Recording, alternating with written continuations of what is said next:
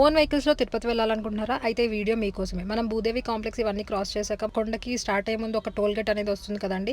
ఇక్కడ ఈ toll gate pass అవ్వాలంటే మనం జనరల్‌గా చాలా టైం వెయిట్ చేయాల్సి ఉంటుంది. బట్ ఇప్పుడు చాలా రష్ అనేది తక్కువ ఉంది కాబట్టి జస్ట్ 5 మినిట్స్‌లోనే మాకు చెకింగ్ అయితే అయిపోయింది. ఇది 9థ్ సెప్టెంబర్ రోజు ఎర్లీ మార్నింగ్ 8:30కి అప్డేట్ అనమాట. సో, ఇక్కడ ఎక్సెప్ట్ డ్రైవర్ మిగతా ప్యాసింజర్స్ అంతా లగేజ్ అంతా తీసుకొని అక్కడ లగేజ్ స్కానర్స్ దగ్గర ప్లేస్ చేస్తే లగేజ్ అంతా స్కాన్ అయిపోతుంది. మళ్ళీ మనం లగేజ్‌ని కలెక్ట్ చేసేసుకోవాలి. సో, లేడీస్‌కి సెపరేట్ క్యూ అండ్ జెంట్స్‌కి సెపరేట్ క్యూ ఉంటుంది. అక్కడ చెక్ చేస్తారు.